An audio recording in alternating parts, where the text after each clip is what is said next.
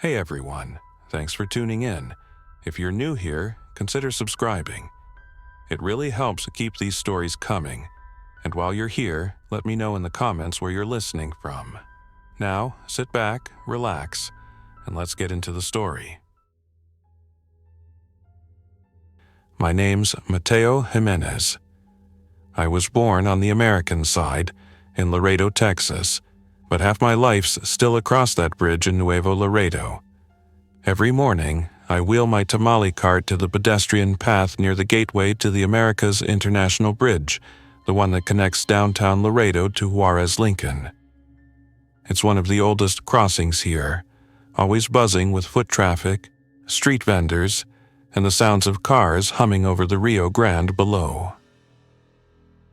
It was a hot Thursday in late May, maybe 102 degrees already by 10 a.m., and my cooler had already sweated through its insulation. I was parked in my usual spot near the pedestrian exit on the U.S. side, just a few yards from the customs station. Most of my customers were early Crossers students from Mexico heading into Laredo College, folks coming over to shop downtown, and workers with TN or B1/B2 visas making their daily commute. I had regulars, officers too. Agent Marquez from Customs and Border Protection always bought a red pork tamal and 2 egg and potato ones wrapped tight in wax paper. No salsa, just salt. He'd wave, even when he wasn't buying. That kind of thing made the job worth it. Around 10:45 a.m., things started to feel off. Not wrong exactly, just slowed down. One of the crossing lanes was closed, orange cones set up around it, and a white DHS van was parked on the side, not uncommon. But nobody was in a rush, which was the line of foot traffic had backed up past the midpoint of the bridge. People were sweating and fanning themselves with folded paperwork and straw hats, kids whining in Spanish about the heat. Then, someone collapsed right at the checkpoint. It was a man in his late 50s. Tan Guayabera shirt, black jeans, heavy boots. He had one of those plastic document holders around his neck, the kind people use to keep their visa papers dry. I didn't know him, but he looked like a construction type. I saw him go down hard, no stumble, no arms to catch himself. He just dropped like the floor vanished. At first, I figured dehydration. Happens all the time in this heat. The agents moved quick, radios clicking, voices rising. Someone brought water, another pulled up gloves. A medic from inside the DHS checkpoint ran out with a first aid kit and those yellow barrier ropes. Then he twitched. Hard. Like a seizure, arms stiffening, legs bucking.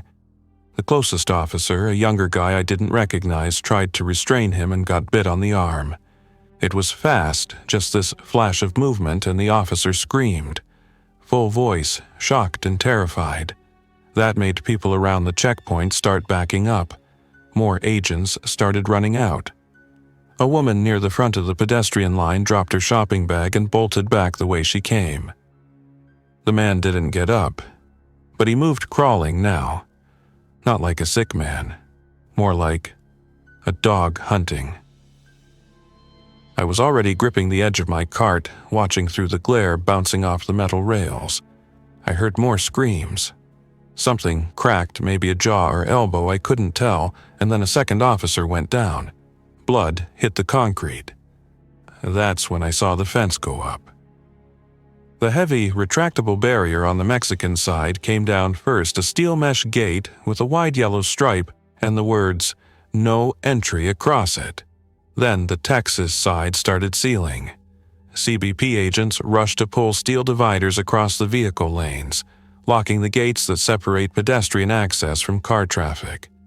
The bridge was becoming a trap. And people knew it. The screaming turned into panic. Hundreds of pedestrians, students, tourists, workers, kids were now trapped in the middle. Some jumped the short divider to run back toward Mexico, but the gate was locked and guarded. A few started yelling through it. One guy even threw his backpack against the bars. On the U.S. side, they weren't letting anyone off either. Marquez, still clean and upright, shouted for people to stay calm, but he was backing up with his gun out. From my position near the cart, I could see both ends of the bridge. And people were changing. At first, it looked like trauma. The two officers who got bitten, they didn't stay down. They rose slowly, eyes open, but glassy and wrong. Their skin was pale like they'd spent hours under ice. One of them, the young one, stumbled into a woman and bit her on the neck. Not a scuffle, a clean, brutal latch-on. Blood sprayed. I saw someone vomit from the other side of the railing. Whatever this was, it was spreading through bites. Fast. I left the cart. I didn't grab the cash box, didn't save the cooler or the propane tank. I just ran. I ducked under the sidewalk barrier, cut through the maintenance alley beside the inspection booths, and headed toward the understructure of the bridge, the service area where city workers sometimes go for maintenance. I wasn't the only one trying to escape. There were maybe 10 of us down there.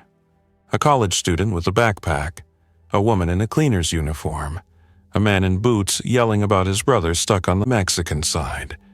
None of us spoke much, just motioned and crouched. Below us, the Rio Grande shimmered, brown and slow under the sun. Above us, the noise got worse.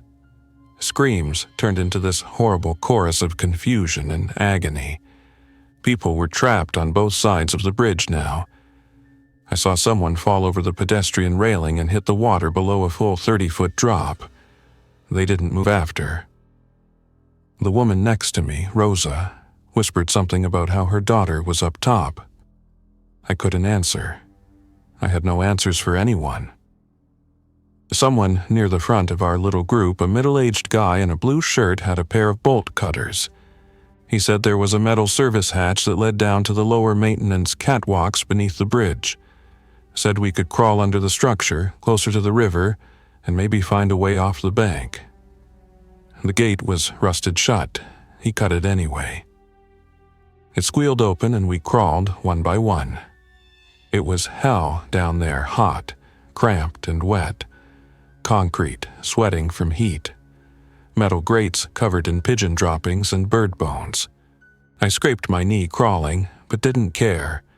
We were below the main footpath now, under the belly of the bridge with only mesh and water around us. Behind us, from the far entrance, someone screamed, "They're coming down!" I didn't turn to look. We pushed deeper, maybe 40 yards, until the narrow platform we were on bent into a maintenance nook, just wide enough for 4 or 5 people. That's where we stopped to catch our breath. Rosa prayed under her breath. The kid beside her, maybe 16, clutched a LeBron-branded backpack like it was a lifeline. That's when we heard the sound of feet on metal. Sharp, bare, scraping footsteps on steel grates. One by one, the others turned to look. They weren't speaking. The ones following us, they weren't yelling, calling, or even breathing hard, but they moved fast. Hands clawing, bodies convulsing as if they couldn't figure out how to run, only that they had to reach. Someone shoved past me, trying to run along the grate. The platform bent and rattled. She slipped on a patch of grease and went down hard. The bolt cutter man tried to help her, but one of the creatures lunged and latched onto his arm. It was a bite, another one, deep and deliberate. He screamed, but not for long. His scream turned into gurgling and then nothing, just the sound of water and steel. I couldn't stay. I crawled through the rest of the catwalks, not knowing where I was heading. I remember pulling myself along a power conduit, slipping in something sticky I didn't want to identify. At the end of the catwalk, there was a maintenance ladder, rusted but intact, bolted to the side of the bridge pillar. It dropped down toward the concrete base where the bridge met the water. I took it. Halfway down, I looked up. Rosa was behind me, whispering, "Dios, por favor," over and over. Behind her came another one of them. Bare feet, tattered CBP pants. The name tag said Ramirez. His mouth was torn wide, cheek split open from a fall, and yet he climbed like a man possessed. I looked away and climbed faster. At the base of the ladder, the cement was hot and cracked, smeared with something brown-black. The river's edge wasn't far. I sprinted to the bank, slid down an embankment, and landed in water up to my waist. The Rio Grande stank oil, algae, sweat, but it didn't matter. I looked back. Rosa never made it down. I don't know how many did.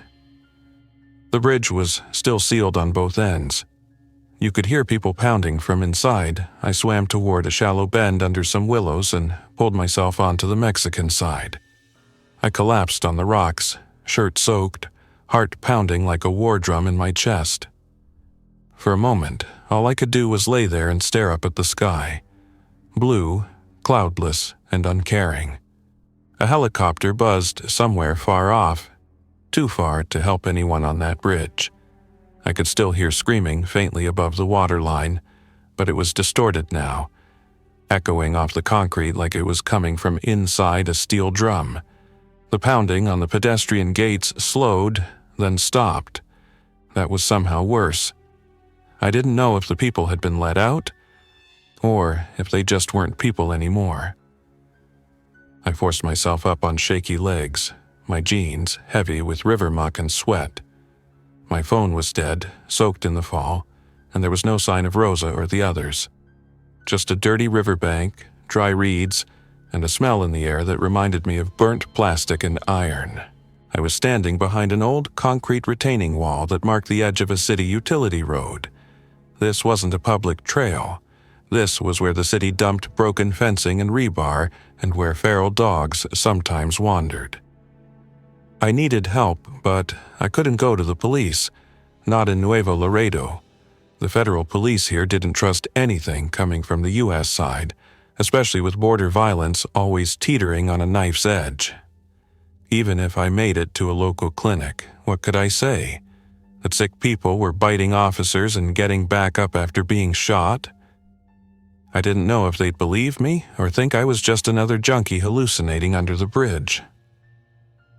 I started walking east along the dirt road that paralleled the river. My head throbbed with each step. My shoulder ached from hitting the water hard. My mind kept flashing to what I'd seen on the bridge, the bite, the dead eyes, the way people moved once they turned. The bite was the key. That's how it spread. You got bit, you died, then you woke up wrong. Half a mile down, I reached a rusted-out fence with a broken municipal sign. On the other side was a cluster of concrete sheds, probably part of the city's old irrigation system. There was a man there, a trash collector in an orange safety vest, sitting in the shade of a small three-wheeled garbage bike. He had a radio clipped to his vest and a half-empty bottle of Bonifant water in his hand. I approached slowly, waving so I didn't scare him. My shirt was still soaked, and I must have looked like hell.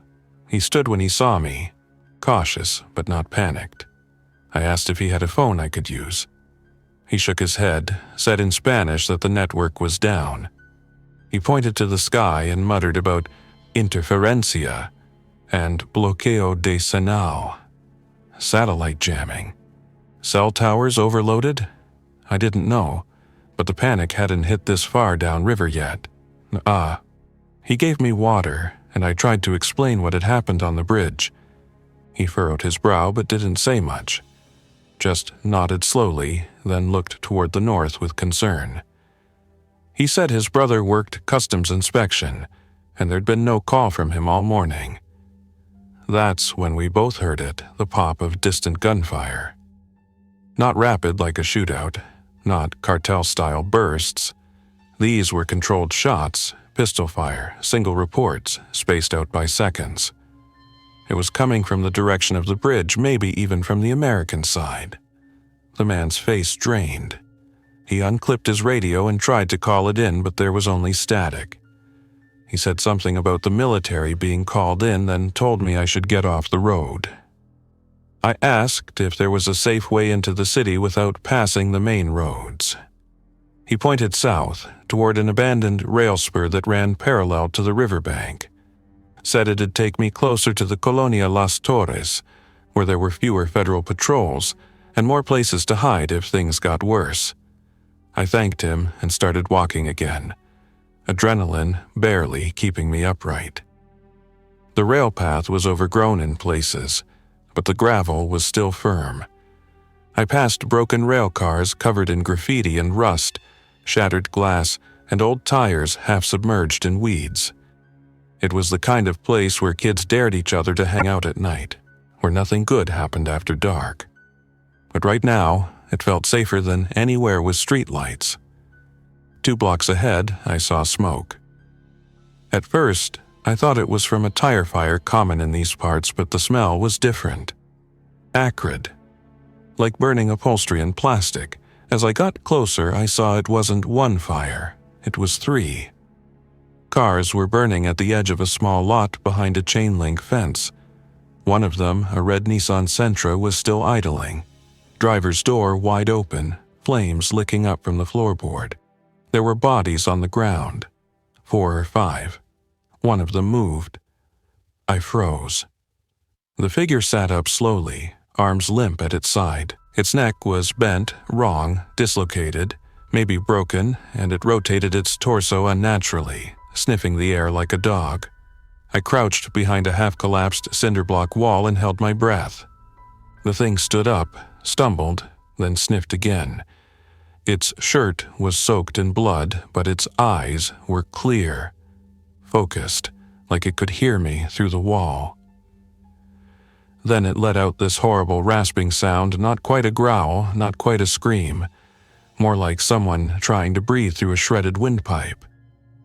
I backed away slowly, stepping over an old paint can and trying not to make a sound.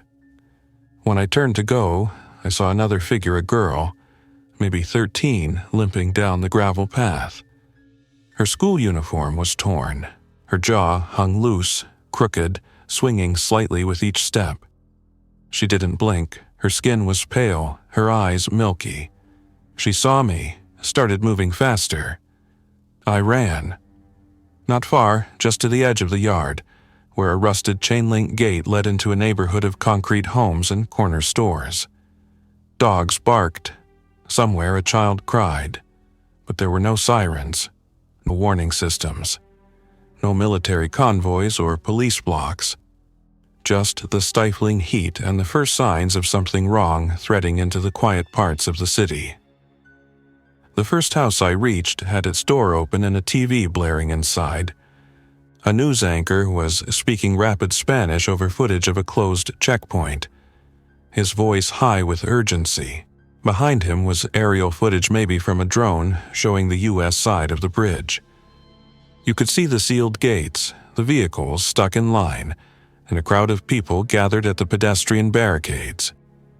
The feed was shaky, then it cut to black. I stepped inside and called out. Nobody answered. The house smelled like beans and fried egg. Breakfast still sitting on the table. Chairs knocked over.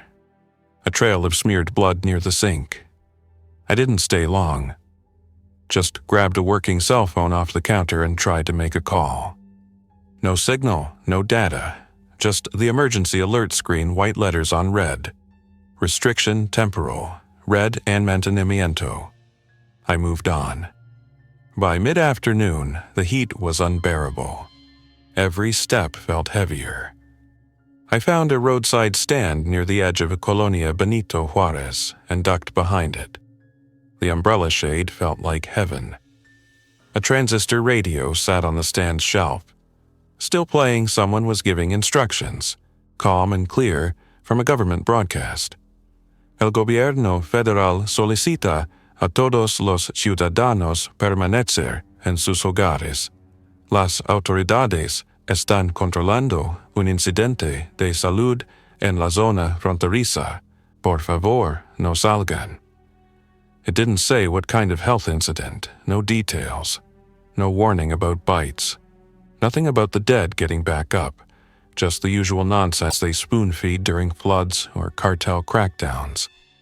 I wondered how long they'd be able to keep it quiet.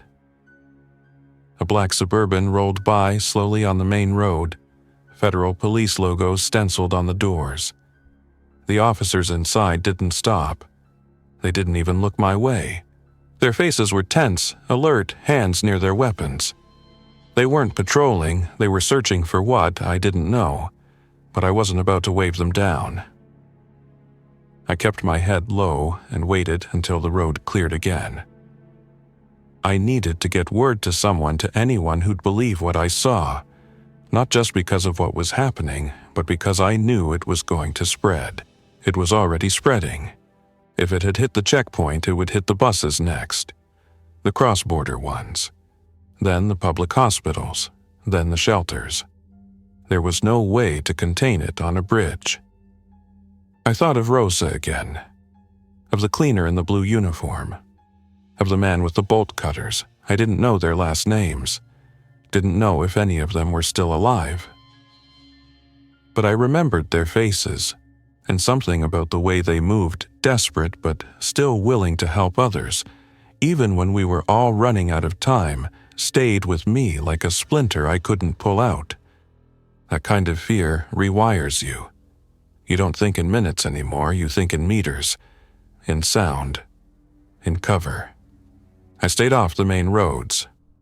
Nuevo Laredo is a city of walls and tin roofs, alleys too narrow for cars, dogs that bark like they're trained to wake the dead, and old men who sit in plastic chairs watching everyone with narrowed eyes. If you know how to move where the shadows fall and which fences have holes behind them, you can get across a good chunk of the city without ever stepping onto a sidewalk. I took those paths now, cutting behind panaderias, through water-stained courtyards, past laundry lines snapping in the wind. Every block, I saw more signs that things were going bad. Not chaos yet, not full collapse, but something cracking underneath. A girl was crying outside a shuttered taqueria, holding a leash that ended in a bloodied collar. Two teenage boys stood on a roof with binoculars, one of them screaming at his phone in frustration. An old woman poured bleach across her front steps, muttering prayers under her breath. No police tape, no patrols, just rumor and rot.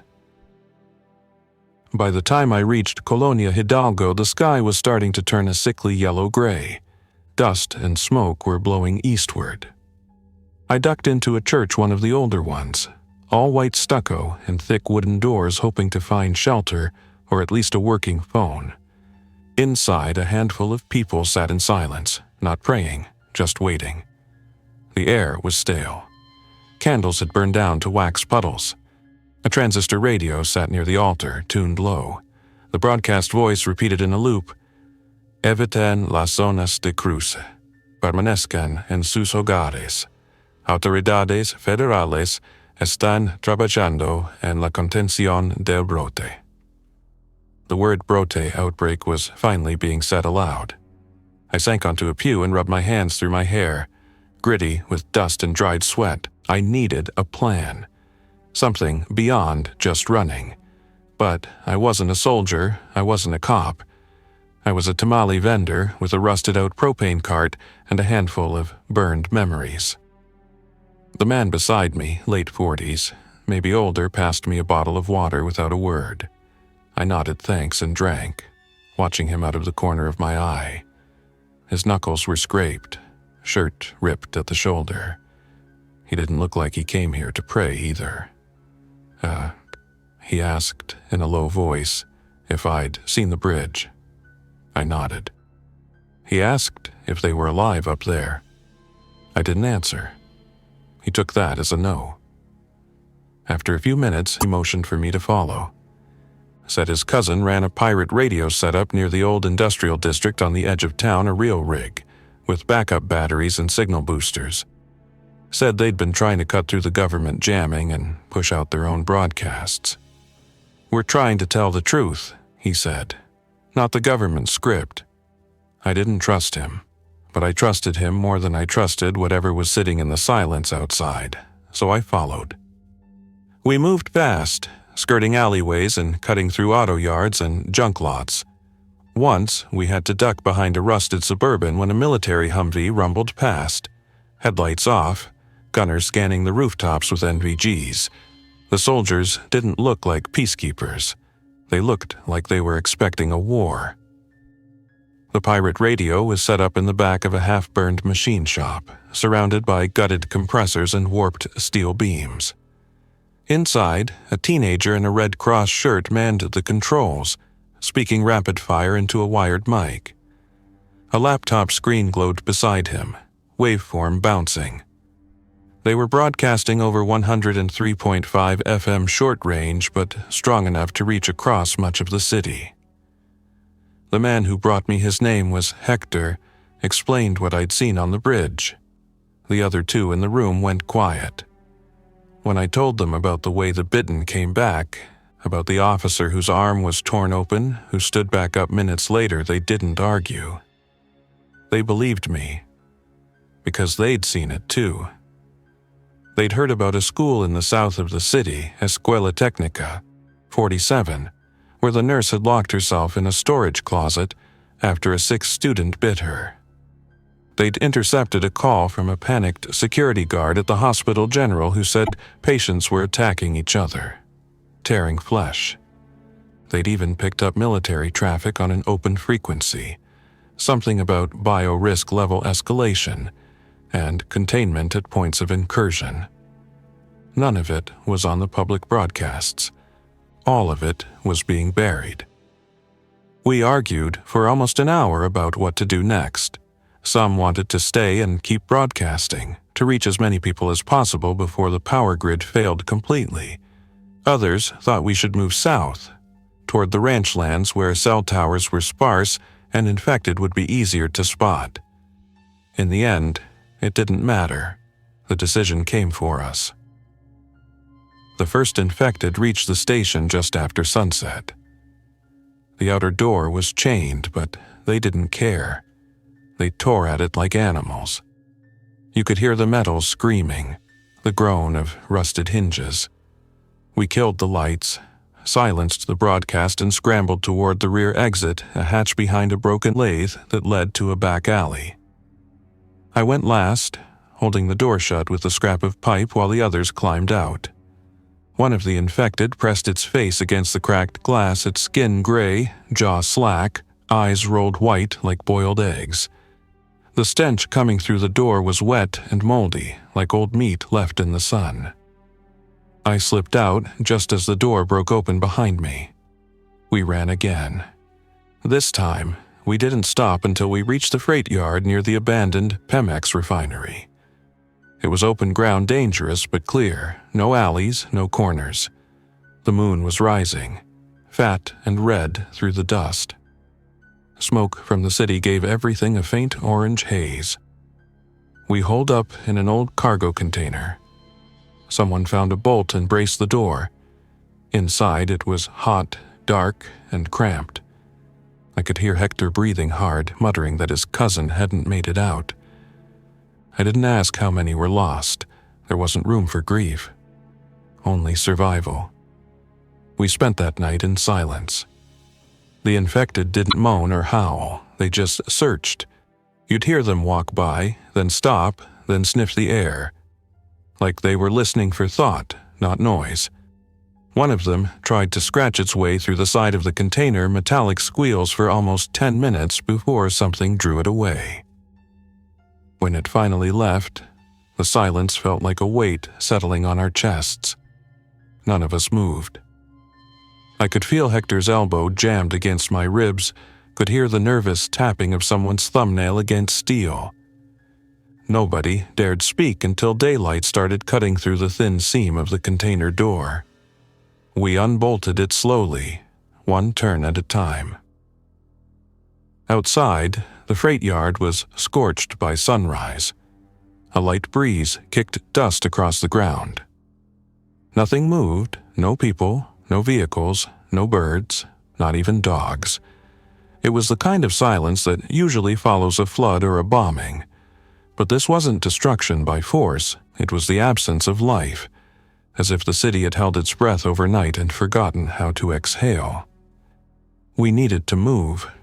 The goal was the river, back to the Rio Grande. We didn't have an exact plan, but we figured if we could get down to the water, we might be able to cross again. Maybe even link up with U.S. authorities. That was the hope anyway. I wasn't so sure. I remembered how quickly the infection had moved up on the bridge. If even a few of them had made it across in the early minutes hidden in cars, piled into the foot traffic, then Laredo wouldn't be a safe zone anymore. It'd be another closed gate. We stuck to the shadows along the rail corridor that led southwest, slipping past blown-out guard shacks and shredded banners flapping in the wind. The smell in the air was different now. Less smoke, more decay. Something had shifted overnight. The bodies that had dropped early in the outbreak were already starting to bloat and split under the sun, and the air was thick with it. We passed the edge of a small neighborhood near the river row houses made of cement block and corrugated tin. The first one was empty, front door open and television still glowing. The second had drag marks leading out from the kitchen to the yard. We didn't look inside. At the third, we found survivors. A woman and 2 children were huddled in a tiled bathroom, the window boarded shut and the door jammed with a mop handle. She pointed a kitchen knife at us as we came in, knuckles white, tears dried to her cheeks. When she realized we weren't infected, she collapsed against the doorframe. Her kids didn't speak, just watched us with wide, hollow eyes. We gave them what food we had: crackers, a juice box someone had salvaged from the pirate station. They hadn't eaten since the night before. The woman's name was Isela. She'd worked the night shift at a maquiladora across town, sewing circuit board covers for a U.S. supplier. Said when she came home that morning, the power was out, the neighbors were gone, and something was in the street dragging itself under a car. She hadn't left since.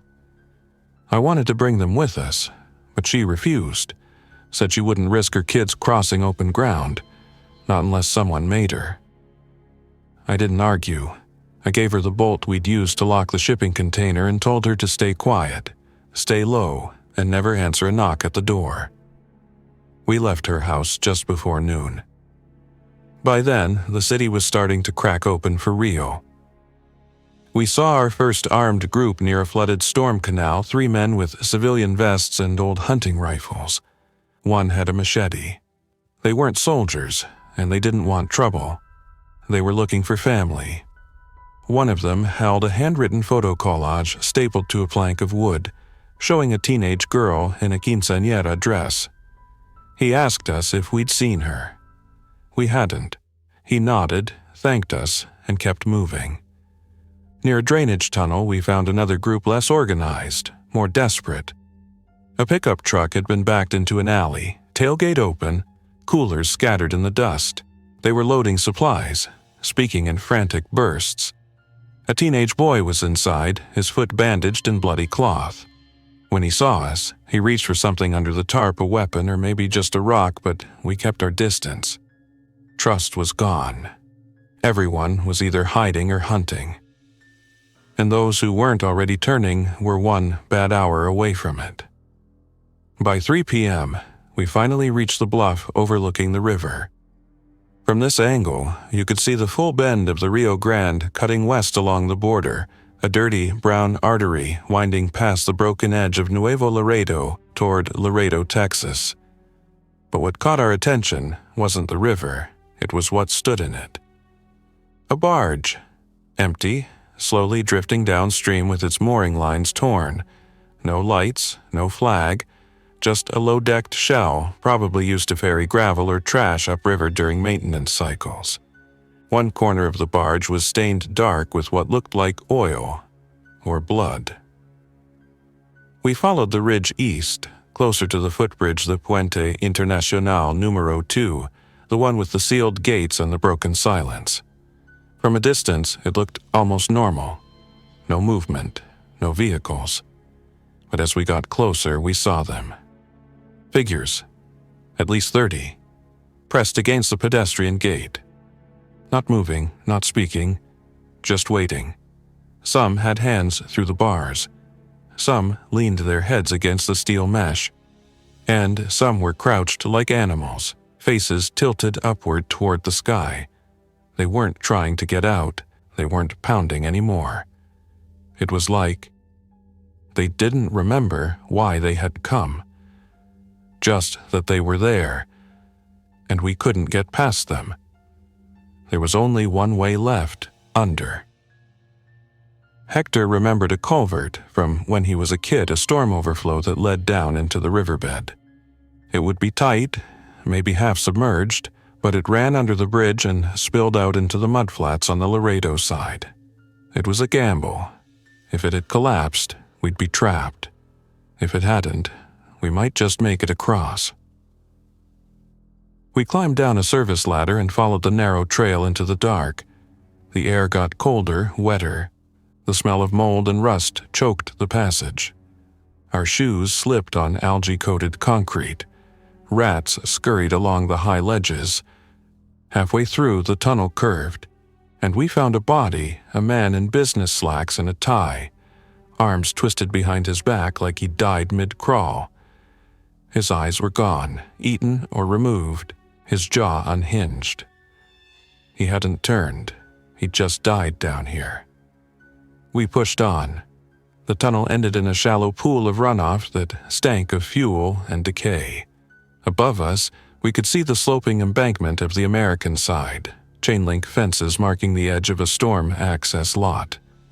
We climbed fast, knees slipping, palms burning on the rebar ridges. At the top, we cut through a hole in the fence someone else had been through here already and stepped back onto U.S. soil. Laredo wasn't better. It was quieter, yes. Cleaner maybe, but not untouched. The highway was blocked with abandoned vehicles. A bus sat jackknifed across 3 lanes, its emergency exits torn open. Smoke rose from behind a Walmart warehouse. An overturned police cruiser still had its lights flashing. Its front windshield cracked open like an egg. No sirens, no patrols, no evacuation centers. Just more silence. We found a working car behind a dental office, a white Dodge Charger with the keys still in the ignition. No gas left, but it got us to the edge of a residential strip before dying. From there, we walked. A woman on a porch shouted at us to leave. A man behind a chain-link gate stared with a shotgun across his lap. We passed a park where children's toys were scattered in the grass, untouched. The local radio station, 94.9 FM, was broadcasting an emergency loop. A dry voice read out the shelter locations that were already overrun. They didn't say that, of course.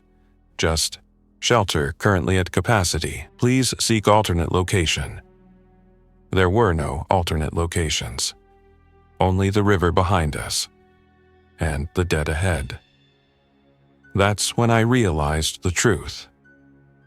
We were never going to stop this. Not at the bridge. Not at the city border. Not even with soldiers and blockades and broadcasts. This wasn't a local panic or an isolated incident.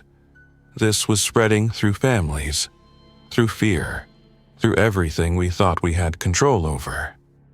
It started at the bridge, but it wouldn't end there. The line had been crossed, and now it was everywhere. Thanks for listening.